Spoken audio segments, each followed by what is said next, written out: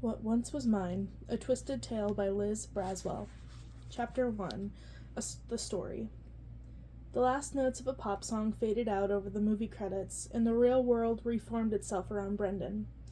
In the place of a happily ever after kingdom full of flowers and birds and kings and queens, there was a small, cold cubicle of a room, bare and icy white.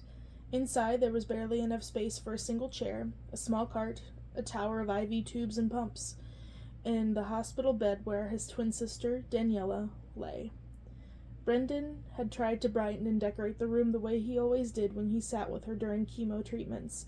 He hung multicolored fairy lights over her head, battery-operated, placed a bouquet of outrageously bright flowers on the cart, fake, real pollen and allergens were bad for the immunocompromised, and laid out a stack of bagels and a tub of strawberry cream cheese if she felt like eating lunch. She never did. These things kept most of the scary away, but not all of it. It was not the worst cancer. It wasn't even at the top 20. It didn't make Brendan feel any better when his very weak, very tired sister, who had been sitting up while watching the movie, with wide, interested eyes, fell slowly back into her pillows in exhaustion. In the silence brought on by the movies being over, the noise of the IV pumps clicked loudly over everything. Daniela opened her mouth, but didn't quite yawn. "Okay, Tangled viewing number 3, check," Brendan said with a smile that wasn't quite forced. "What do you want to do now?" "Read to me?" Her sleepy brown eyes lit up for a single moment. How could he say no to that? And then he saw the book that she shook at him and his face fell. "Come on," he groaned. "We just watched the movie. Can we read something else?" "No, I want to hear about Rapunzel," Daniela said, sticking her lower lip out, with Brendan actually glad to see a little bit of her old sisterly self coming through. "Again? Unless you don't think your 16-year-old sister who has cancer deserves it." Oh my God. Brendan took the book reluctantly. "Okay, I get the whole reverting to childhood thing, but why Rapunzel?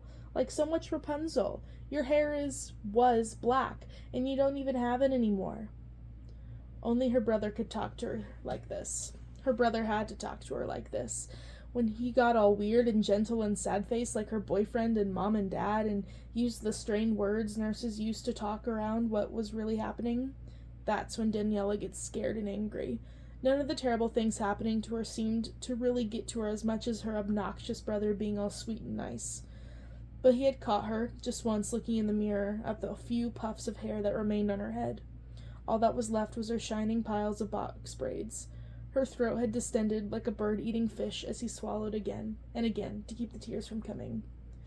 "Read the book," was all Daniela said now, tiredly.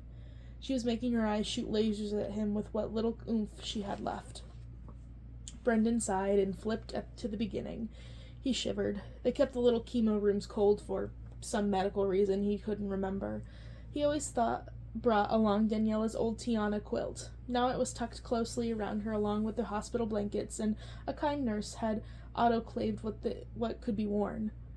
He looked at the opening page. Then he closed the book. "Brendan," Daniela said sleepily but impatiently.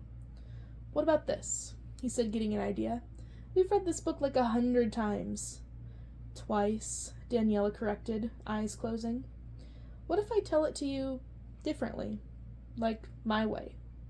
Her eyes shot open. She glared at him suspiciously. You're going to make it dumb and have stormtroopers jump out or have the characters swear at each other and then aliens land and ruin everything." "No, I won't, I promise.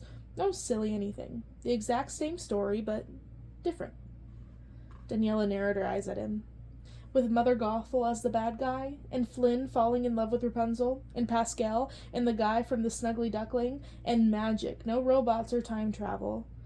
All there, I promise. No robots." "All right," Daniela said. She sounded unsure, but definitely more awake than she had been a moment earlier. "We'll try it." "Okay," Brendan said with a smile. He opened the book, as if he were reading. "Once upon a time,